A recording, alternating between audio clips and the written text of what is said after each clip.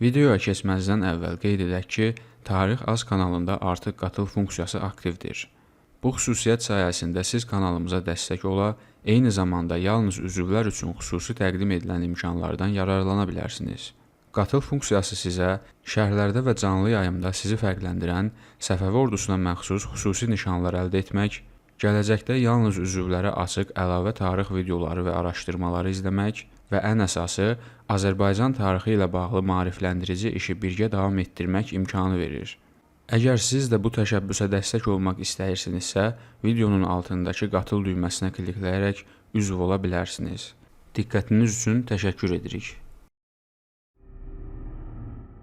1730-cu ildə Nadir xan İranda əfqanların əsas qüvvəsi olan Gilzailərin mövqeyini qıra bildi.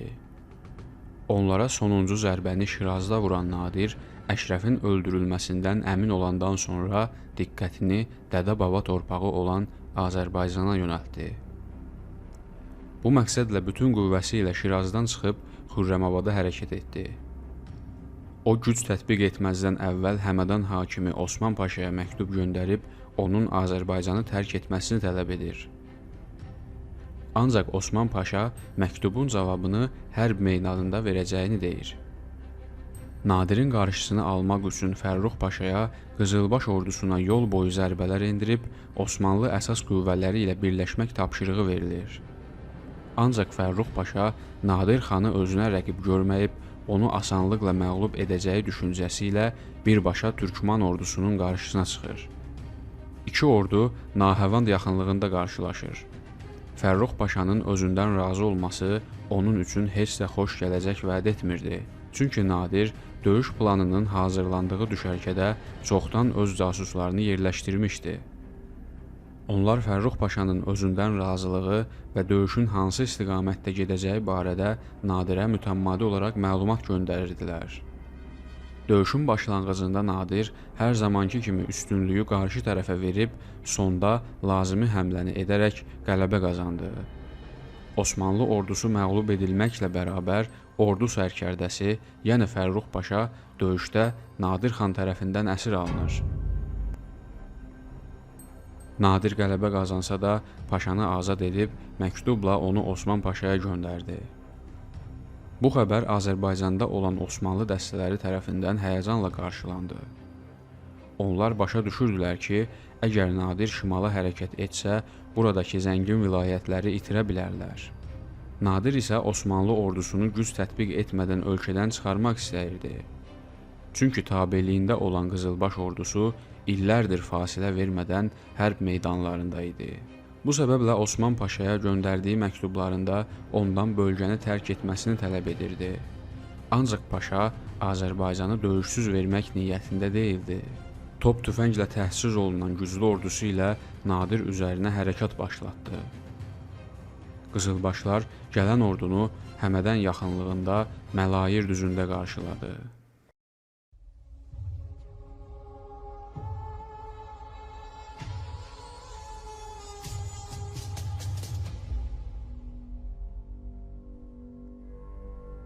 Osman Paşa yaxşı başa düşürdü ki, döyüşün nəticəsi Azərbaycanın taleyini həll edəcək. Bu səbəblə daha ciddi hazırlıq işləri gördü. Nadirin bütün döyüş taktikalarını öyrənib təhlil etdi. Ordusunun geri çəkilməməsi üçün ən arxada bir-birlərinə zəncirlənən dəvələri yerləşdirdi. Öndəki dəstələr ən təcrübəli paşaların rəhbərliyi ilə Nadir ordusunun düzülüşünə bənzər şəkildə mövqelərini tutdular.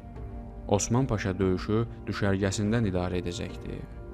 Nadir xan ilk dəfə sayca çox və daha güclü Osmanlı ordusu ilə qarşı-qarşıya idi. Bu səbəblə öndə topları düzüb mövqeyini zəif mərkəz, güclü cinahlarla möhkəmlətdi. Döyüş hər iki tərəfin top atəşləri ilə başladı.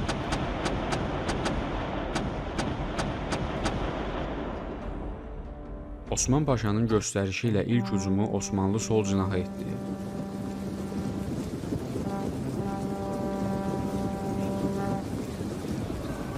Nadirin növbəti həmləsini gözləyən Paşa yeni əmr üçün tələsmir.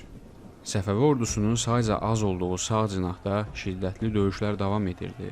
Daha sonra Paşa mərkəz birliyinin də sol cinaha yardıma getməsini tapşırır.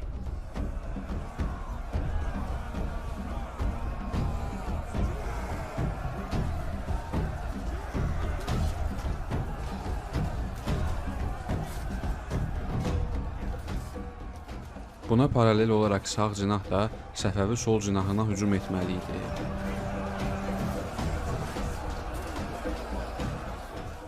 Dövrün ən son texnoloji yeniliklərini özündə cəmləyən Osmanlı hər iki tərəfdə üstünlüyü əlinə alır. Səfəvi sol cinahı müqavimət göstərsə də, sağ cinahda vəziyyət olduqca gərgin idi. Yaralı döyüşçülərin yerdə uzanıb neylim nalələri, sağ qalanların isə döyüş meydanı tərk etməyə başlamaları Nadir xanı xeyli kədərləndirirdi. Döyüş onun üçün məğlubiyyətlə bitsə, təkcə ordusunu deyil, həm də Azərbaycanı itirəcəkdi. Bu səbəblə tabeliyindəki dəstə ilə sağ cinahın yardımına yetişməyə qərar alır.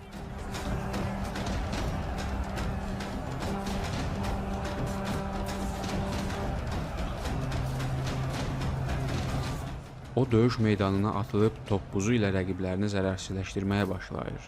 Bu hadisə Qızılbaş ordusunda ruh yüksəkliyini təmin edir, rəqiblərin isə qorxuya qapılmalarına səbəb olurdu. Bu günə qədər heç bir döyüşdə məğlub olmayan Nadiri Osmanlıda Toppuz xan olaraq tanıyırdılar. O döyüşlərdə bu silahdan istifadə edib fiziki gücünün yaratdığı üstünlüklə düşmənini asanlıqla məhv edirdi. Bunun nəticəsi idi ki, onun döyüşə qatılması ilə Səfəvi ordusu vəziyyəti tamamilə dəyişir. Cinahlarda sağ üstünlüyünü itirən Osmanlı döyüşçülərinin Osman Paşa ilə də əlaqəsi kəsildi. Arxada dayanan dəvələr də döyüşün olduğu istiqamətə irəliləyirdi. Hərbi idarə edən paşalar Qızılbaşların güclü müqaviməti qarşısında ordunun məhv olmaması üçün sağ qalanların geri çəkilmələrini əmr edirlər. Ancaq vəziyyət paşaların əleyhinə dəyişirdi. Belə ki, geri çəkilən əsgərlərin bir qismi üzərlərinə gələn dəvələrlə onları təqib edən Səfəvi ordusu arasında qalıb böyük itki verdilər.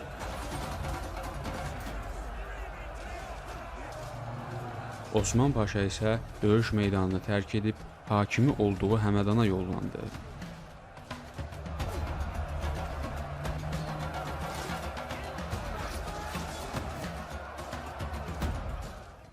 O, Nadirə müqavimət göstərməyin mənasız olduğunu görüb, ailəsini götürərək vilayətini tərk edir. Nadir xəbəri alıb Həmədana daxil olur. Onun göstərişi ilə ordu düşməni təqib etməyib, burada istirahət etməli idi. Azərbaycanda baş verən hadisələr, Fərrux Paşa ilə Osman Paşanın məğlubiyyəti haqqında məlumat İstanbula çatır. Osmanlı sarayı Nadirin əməllərinə qarşılıq olaraq Səfəvi dövlətinə müharibə elan edir. Bölgədəki bütün paşalara Nadirə qarşı birləşib onu məhv etmək tapşırıqları verilir. Bu məqsədlə Bağdadlı Əhməd Paşa Təbrizdəki paşalara məktublar göndərib, onların hazırlıqlı olmalarını, Nadirin növbəti hədəfinin Təbriz olacağı haqqında məlumat verdi. Əhməd Paşa bölgəni əlinin içi kimi bilirdi. O təxminlərində yanılmır. Nadir xan bir ay Həmədanda qalır. Burada olduğu müddətdə Azərbaycanlılar onu kəşfiyyat məlumatları və əsgəri qüvvə ilə təmin etdilər. Təbriz və ətraf ərazilərdə üsyan hazırlıqları artıq başlayırdı. Ordu sayını artıran xan şimal istiqamətində hərəkətə keçir. Səfəvi axınını dayandırmaq üçün Təbrizdəki Osmanlı komandanı Teymur Paşa qüvvələri ilə birlikdə şəhərdən ayrıldı.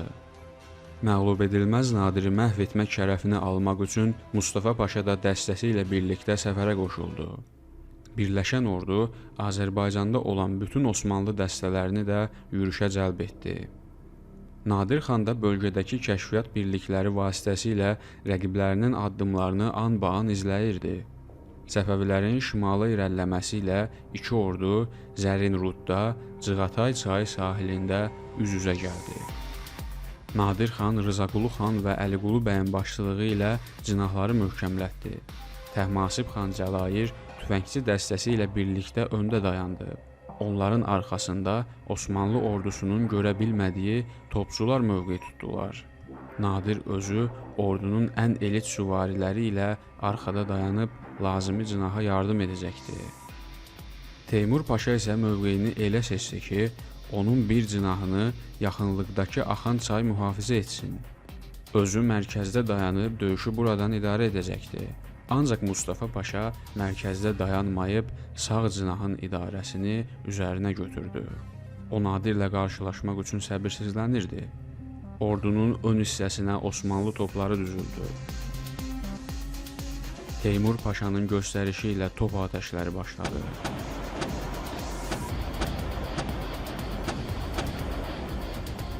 Ancaq Səfəvilərin öndə dayanan birlikləri geri çəkildiyi üçün ciddi itki verilmədi. Bunun ardınca Teymur Paşa cinahlardakı süvarilərin hücuma keçməsini tapşırır. Nadirin əmri ilə ordu dərhal geri çəkilir və meydan ortada dayanan toplara verilir. Top atəşlərindən ən çox Osmanlı sol cinahı zərbə alır. Bu səbəblə Səfəvi sağ cinahı onların hücumunu rahatlıqla dəf edir. Ancaq sol cinahda vəziyyət ürəkaçan deyildi. Mustafa Paşanın komandanlığı ilə Osmanlı ordusu itkilər vermələrinə baxmayaraq Qızılbaş cinahını məhv edir. Paşanın məqsədi buradan Nadir üzərinə yerimək idi. Nadir də onun niyyətindən xəbərdar idi. Çünki kəşfiyyatçıları Mustafa və Teymurun onu məhv etmək istəklərini Nadirə çoxdan çatdırmışdı. Qarşıda dayanan Təhmasib xan Cəlalinin köməyi ilə Mustafanı mühasirəyə salma şansı olan Nadir bunu etməyib, özü Paşanı qarşılamaq üçün döyüşə atılır.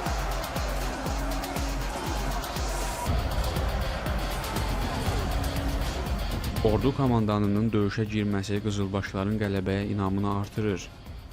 Mustafa Paşa qarşıya çıxıb Nadirlə təkbətək döyüşə başlayır. Ancaq Nadirin fiziki üstünlüyü qarşısında Paşanın heç bir şansı yox idi. Başından aldığı toppuz zərbəsi ilə Paşa həyatını itirir. Nadirin sərkərdələrini öldürdüyünü görən Osmanlı süvariləri döyüş nizamını itirib geri çəkilməyə başlayır. Xəbər Teymur Paşaya çatanda göstəriş verdi ki, sağ cinah topların olduğu istiqamətdə geri çəkilsin və Nadir ordusuna top atəşləri endirilsin. Süvarilər tapşırığa uyğun olaraq geri çəkilir. Ancaq Nadir Teymurun məqsədini anlayır. Bu səbəblə Təhmasib Cəlairə Osmanlı birliklərinin qarşısını kəsməyi tapşırır.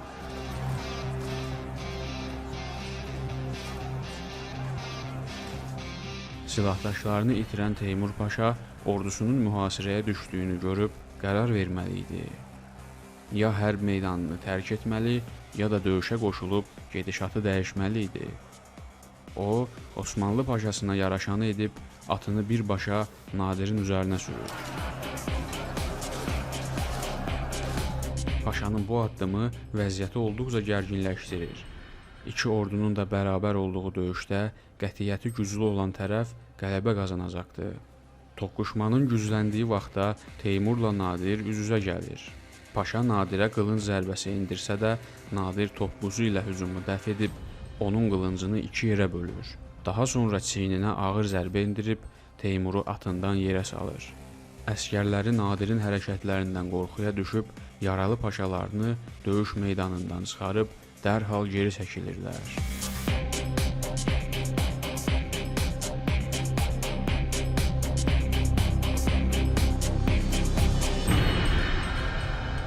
Sərkərdənin ağır vəziyyəti Osmanlı ordusunun Təbrizə geri dönməsi ilə nəticələnir. Ancaq şəhərdə başlayan üsyan səbəbi ilə onlar Anadolu istiqamətində hərəkət etdilər. 1730-cu il avqustun 12-sində Nadir Azərbaycanın mərkəzi olan Təbrizə daxil olur. Şəhər əhalisi onları sevinclə qarşılayıb, ordunun bütün zəruri ehtiyaclarını ödədi.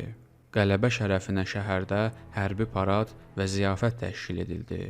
Azərbaycanda ağır məğlubiyyət və Təbrizin itirilməsi təbii olaraq Osmanlı tərəfində birmənalı qarşılanmadı. Şəhəri azad etmək üçün son cəhd Rüstəm Paşa tərəfindən atıldı. Onun yaxınlaşdığını öyrənən Nadir ordusu ilə birlikdə şəhərdən çıxaraq Paşa ilə açıq döyüşə girmək üçün irəliləyir. Azərbaycan vilayətlərinin azad olması Nadir ordusunun gücünü günü-gündən artırırdı. Çünki yerli tayfalar düşmənlə mübarizədə ona tabeliklərini bildirirdi. İki ordu qarşılaşdığı an Nadir asanlıqla üstünlüyü təmin etdi. Paşa da Nadir xan kimi döyüşə atıldı. Amma bu heç nəyi dəyişmir. Osmanlı ordusu məğlub edilir. Rüstəm Paşa isə əsir düşür. Nadir xan Azərbaycanda gedən əməliyyatlarda qarşı tərəfdən fərqli olaraq əsir düşən türkləri əfv edib sərbəst buraxırdı. O, iki türk xanədanının bir-birlərini məhv etməyinin tərəfdarı deyildi. Gələcəkdə Osmanlı sultanlarına göndərdiyi məktublarda da bunun şahidi olacağıq. Qısa müddətdə qazanılan uğurlar Şah Təhmasibin və Səfəvi dövlətinin nüfuzunun artması ilə nəticələndi. Dövrün müasiri olan Chevalier de Garden deyirdi: Bağdad və yaxın şərqdə hər yer Təhmasibin adı ilə titrəyir. Nadir xan Osmanlı ilə ağır hərblər etdiyi üçün Səfəvi ordusunun zəiflədiyi qənaətinə gələn Qəndaharlı Hüseyn Sultan Xorasanda Əbdalislərə məktublar göndərib, onları yenidən mərkəzə qarşı üsyana təhrik etdi. Planın baş tutması üçün özü də üsyanı dəstəkləyəcəkdi. Hüseynin müraciətlərinə etimad edənlər yeni dövlət qurmaq xəyalı ilə Zülfüqar xanın başçılığı ilə üsyan qaldırdılar. Bu zaman Nadirin qərbdəki rəqibi Osmanlı dövlətində çevriliş baş verir.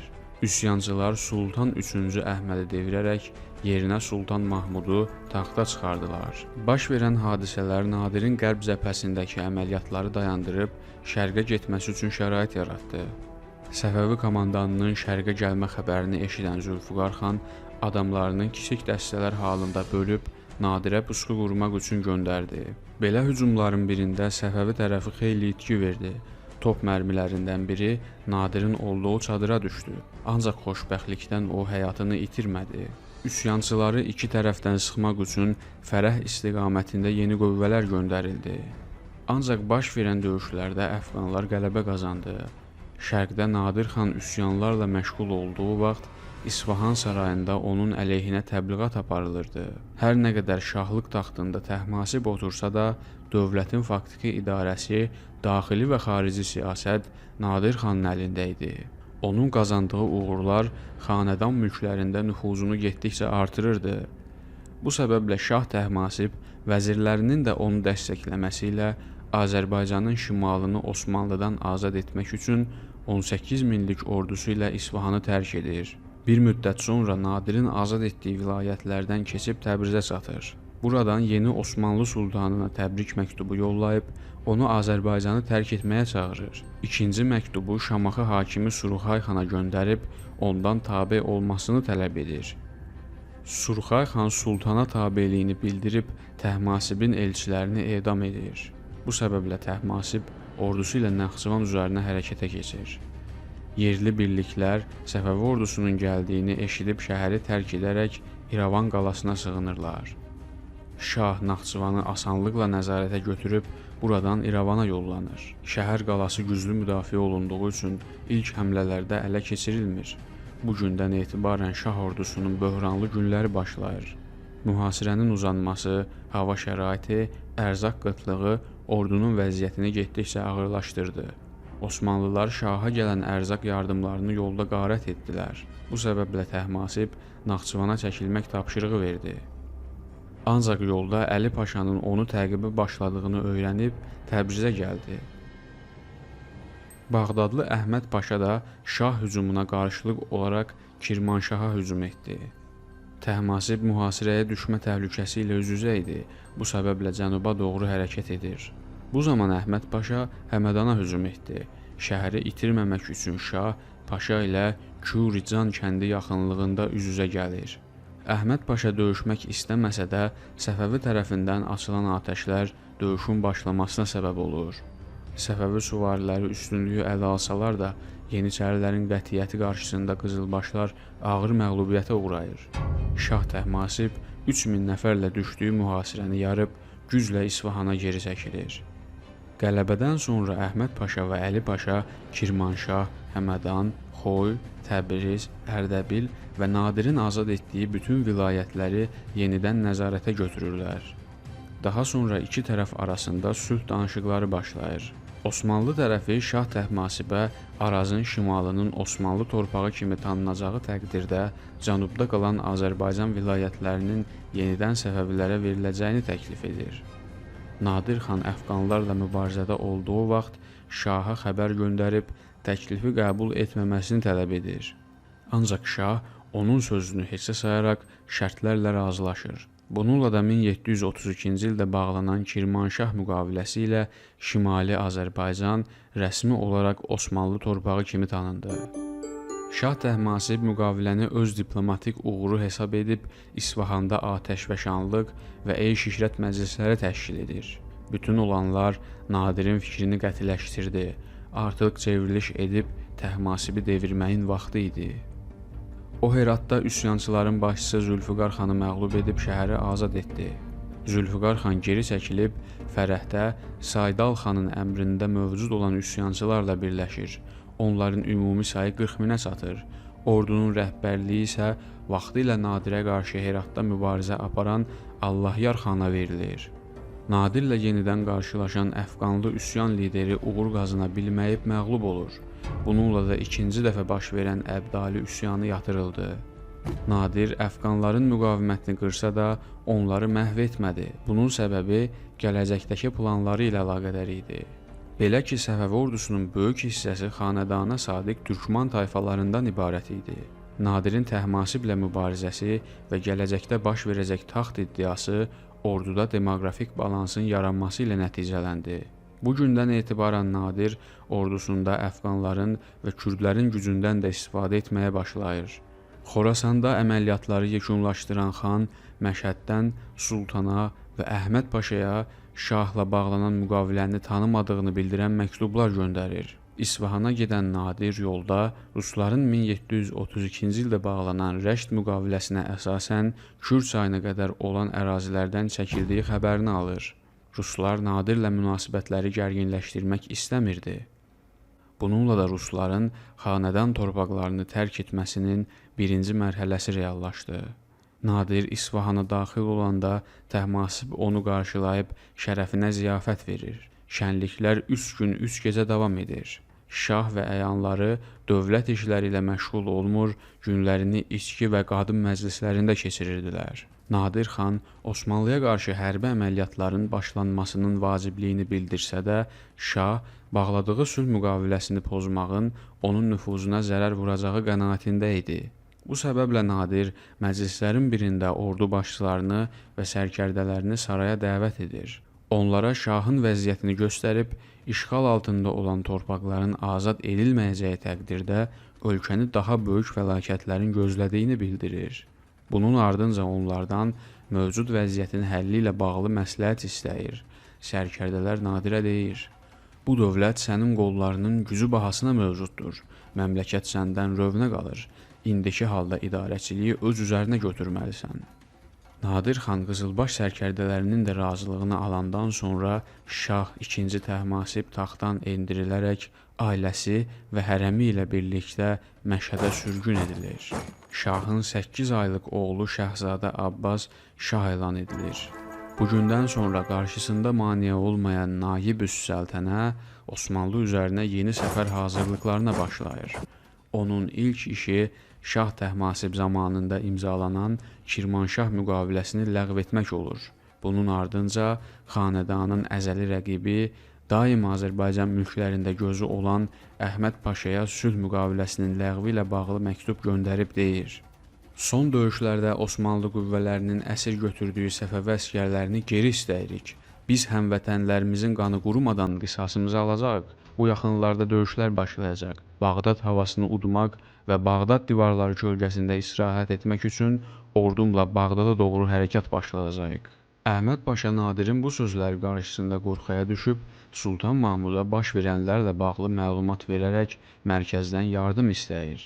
Sultan Bağdadı itirməmək üçün şəhərin əskəri qüvvəsinin artırılması və Yeniçəri birliyinin İstanbuldan Qaradəniz vasitəsilə Trabzona, buradan Azərbaycan yolu ilə İraqa dəstək göndərilməsini əmr etdi.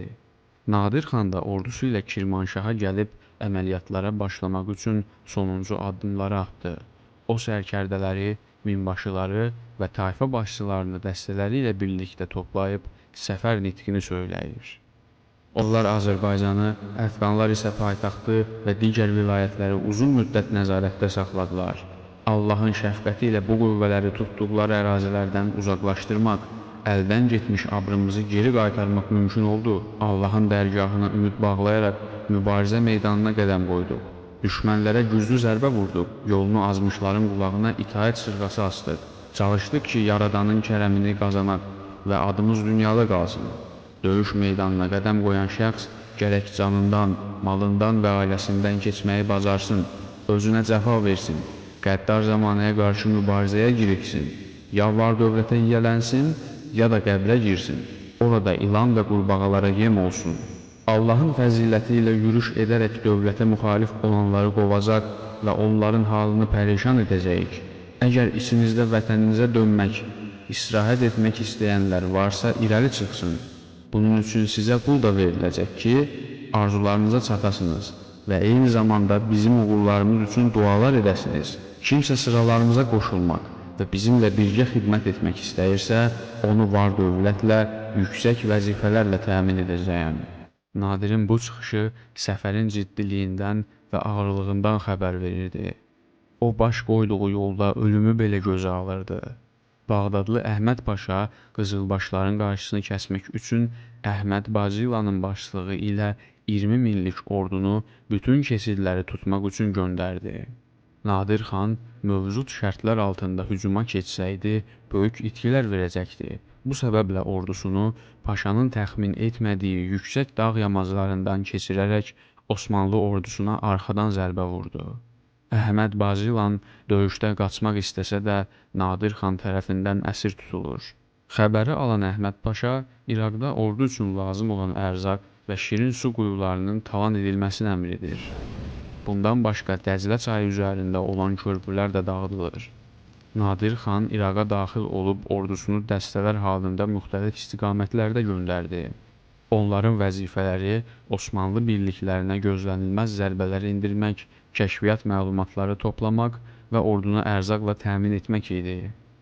Mənbələrdə verilən məlumatlara istinadən Qızılbaş ordusunun sayı Azərbaycandan gələn qüvvələrlə birlikdə 50 min nəfərə çatırdı. Bağdada irəliləmək üçün Dəclənin qərb sahilinə keçmək lazım idi.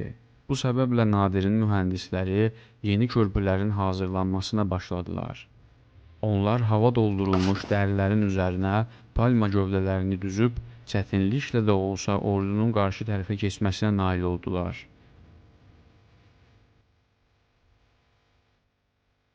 Ancaq birinci dəstə çay keçəndən sonra körpü qırıldı.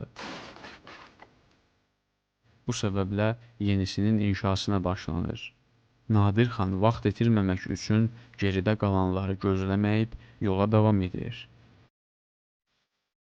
Əhməd Paşanın kəşfiyyatçıları bu şansı qaçırmayıb Nadiri toplarla qarşılayırlar.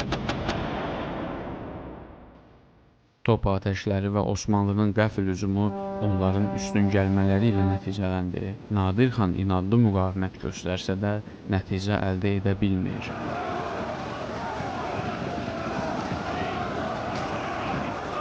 Ancaq dəstək qüvvələrin bir qisminin çayı keçib döyüşə yetişməsi düşmənin geri çəkilməsi ilə nəticələndi.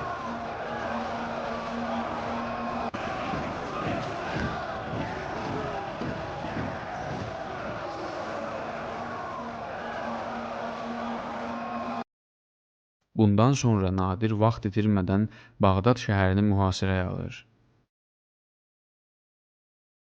Əhməd Paşaya təslim olmaq təklifləri edilsə də o, müqavimət göstərib şəhərin müdafiəsi ilə məşğul oldu. Şəhər bürcləri Qızılbaş toplarının hədəfi olur. Ancaq Nadirin topları qala divarlarını dağıdacaq qədər güclü deyildi. Bu səbəblə şəhərin ərzaq çatışmazlığından təslim olacağı gözlənilir. İraqda Nadirin zəfərləri İstanbul sarayına çatır. Sultanın tapşırığı ilə baş vəzir Topal Osman Paşanın rəhbərliyinə 100 minlik böyük ordu verildi. Ordunun 70 mini xüsusi təlim görmüş yeniçərilərdən, 30 mini isə süvarilərdən ibarət idi. Baş vəzir Nadirin əməllərinə son qoyub, onu əsir tutmaq məsuliyyətini üzərinə götürmüşdü. Bu zaman Nadir xan da Bağdadın mühasirəsi ilə məşğul idi. Şəhərdə ərzaq ehtiyatının tükənməsi daxildə olduqca acınacaqlı vəziyyət yaratdı. İnsanlar acından ölməmək üçün gecələr qala divarlarından keçib Nadirə sığınırdılar. Nadir xan Əhməd Paşanı təslim olmağa təhrik etmək üçün ona bir neçə şirin qarpız göndərir. Əhməd Paşa da yeni hazırlanan isti çörəklərin Nadirə cavab olaraq göndərilməsini tapşırır. Xanın növbəti addımı süni şəkildə ordu sayını artırmaq görüntüsü oldu. Belə ki, gecələr ordusunun bir qismini düşərgədən kənarlaşdıran Nadir, gündüz vaxtı onların yenidən düşərgəyə gəlmələrini tapşırır. Ordunun gələrkən qaldırdığı toz dumanı mühasirədə olanları daha da ruhdan salırdı. Onlar elə zənn edirdilər ki, Nadir xanın düşərgəsinə dayanmadan əsgərlər gəlir. Bu zaman Topal Osman Paşanın böyük ordu ilə İraqa daxil olma xəbəri alınır. O, Əhməd Paşaya məktub göndərib, biraz daha dayanmaları haqqında məlumat versə də, məktub ünvana çatmadan Nadirin əlinə keçir. Əhməd Paşa da dəstək qüvvələrin gəlmədiyini görüb, təslim olmaq haqqında danışıqlara başladı. Ancaq zaman Səfəvilər üçün getdikcə daralırdı. Osmanlı əsas qüvvələri şəhərə yaxınlaşırdı. Bu səbəblə Nadir Kərkük bəylərbəyinə məktub yazıb paşanı qarşılayacağı barədə məlumat verib deyir. Xəbər çatmışdır ki, türk sərkərdələrindən biri ahəstə yol gəlməkdədir. Uzun müddətdir ki, yoldadır və mənim qələbələrimə mane olmaq istəyir. Ona xəbər çatdırıram ki, sürətlə gəlməsini istəyirəm və mən onun yolunu daha gödək etmək üçün qoşunumun bir hissəsi ilə onun qarşısına yollanıram. Bu kifayətdir ki, onu tələsməyə peşman edim. Mən onun həqir qoşununu nəinki əsir edəcəyəm, hətta özünü də südəmər uşaq kimi tutacağam.